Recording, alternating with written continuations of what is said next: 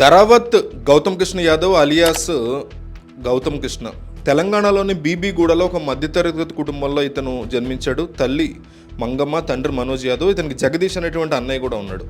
గౌతమ్ తండ్రి ఇంజనీర్గా పనిచేస్తే తల్లి గవర్నమెంట్ టీచర్గా పనిచేసేవారు. గౌతమ్ తన స్కూలింగ్ మొత్తం కూడా సూర్యాపేటలోని అంజనీ స్కూల్లో చదివాడు. చిన్నప్పటి నుంచి చదువులో చాలా చురుగ్గా ఉండేవాడు. చిన్నప్పటి నుంచి డ్యాన్స్, డ్రామా వీటిలో అతనికి ఇంట్రెస్ట్ ఉండేది. ఇతని పెర్ఫార్మెన్స్, లుక్స్ కూడా బాగుండడంతో ఫ్యూచర్లో ఇతను సినిమాల్లోకి వెళ్తే మంచి నటుడు అవుతావు అని ఎంకరేజ్ చేసేవాళ్ళు. అప్పటి నుంచి అతనికి ఎలాగైనా సినిమాల్లో యాక్ట్ చేయాలని ఒక బాగా ఇంట్రెస్ట్ ఉండేది. కానీ ఇతని పేరెంట్స్ మాత్రం కొడుకుని ఖచ్చితంగా ఒక డాక్టర్ని చేయాలి అని ఫిక్స్ అయ్యారు. సో అతనికి వేరే దారి లేక కంప్లీట్గా చదువు మీద అతను వెళ్తూ వచ్చాడు. ఇంటర్మీడియట్ని హైదరాబాద్లో ఒక జూనియర్ కాలేజ్లో కంప్లీట్ చేసి ఎంబీబీఎస్ మాత్రం ఉత్తరప్రదేశ్లోని శారదా యూనివర్సిటీలో జాయిన్ అయ్యాడు. శారదా యూనివర్సిటీలో అతను అట్లాగే అక్కడే పూజ అనేటువంటి ఒక అమ్మాయి, ఆ తర్వాత వీళ్ళిద్దరు ప్రేమలో కూడా పడ్డారు. పూజ అనే అమ్మాయితో అక్కడే కాలేజ్లో పరిచయం. చదువుకుంటూనే సినిమాల్లో కూడా ట్రై చేయాలనేటువంటి ఒక ప్యారలల్గా ఫోటోషూట్లు అవి చేసి తన ఫోటోని సోషల్ మీడియాలో అట్లా అప్లోడ్ చేసుకోవడం చేసేవాడు. సో ఆన్లైన్లో ఏదైనా ఆడిషన్ కాల్స్ ఉంటే వాటికి వెళ్తూ ఉండడం, టిక్టాక్ వీడియోస్ని పంపించడం, ఇవన్నీ చేస్తూ ఉండాడు. కానీ వాటి వల్ల గౌతమ్కి పెద్దగా ప్రయోజనం ఉండేది కాదు. సో అదే టైంలో గౌతమ్కి అతని గర్ల్ ఫ్రెండ్కి సినిమాల్లో నటించేటువంటి విషయంలో చిన్న చిన్న గొడవలు వచ్చి ఆ గొడవలు పీక్కి వెళ్ళిపోయిన తర్వాత ఇద్దరు బ్రేకప్ కూడా అయిపోయారు.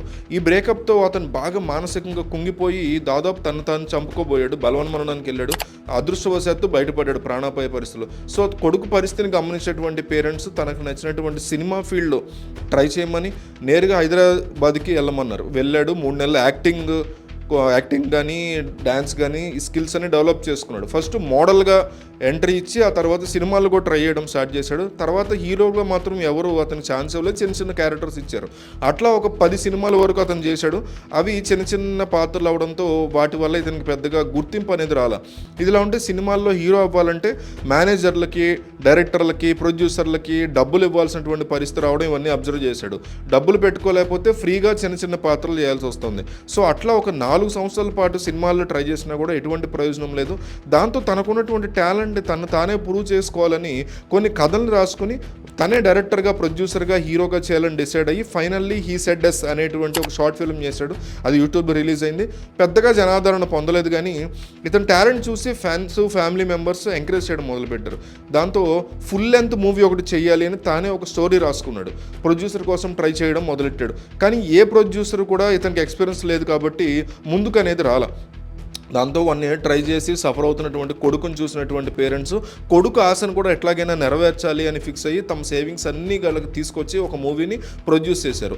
ఈ మూవీ గౌతమ్ హీరోగా, డైరెక్టర్గా, ప్రొడ్యూసర్గా, పూజితా పొన్నాడ హీరోయిన్గా ఆకాశ వీధుల్లో అనేటువంటి ఒక రామ్ కామ్ లవ్ స్టోరీ అనమాట. అది 2022 అనుకుంటుంది రిలీజ్ అయింది. జనం నుంచి పెద్దగా ఏమీ అది ఆదరణ పొందాల, ఫ్లాప్ అయింది. కానీ గౌతమ్ మాత్రం ఎక్కడా వదలకుండా సినీ ఇండస్ట్రీలో తనేంటో ప్రూవ్ చేసుకోవడానికి ఎక్స్పీరియన్స్ కింద ఈ మూవీని ఎక్స్పీరియన్స్ కింద చూపిస్తూ ఆడిషన్స్లో పాల్గొంటూ ఉండేవాడు. కానీ ఎంత ట్రై చేసినా సరే సినిమాల్లో ఛాన్స్ అనేవి రాలేదు.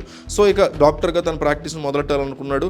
కానీ అదే టైంలో బిగ్ బాస్ సీజన్ 7 వస్తోంది, ఆడిషన్ ఉందని తెలిసి బిగ్ బాస్కి వెళ్ళి ఫేమస్ అయితే జనాల్లో మంచి గుర్తింపు వస్తుందని డిసైడ్ అయ్యి సినిమాల్లో దాని ద్వారా అవకాశాలు వస్తాయని పిఆర్ఓ ద్వారా బిగ్ బాస్ టీమ్ని అప్రోచ్ అయ్యి కొన్ని టర్మ్స్ అండ్ కండిషన్స్కి గౌతమ్ ఓకే చెప్పడంతో బిగ్ బాస్ సీజన్ 7లో వెళ్లేందుకు ఇతనికి అవకాశం వచ్చింది.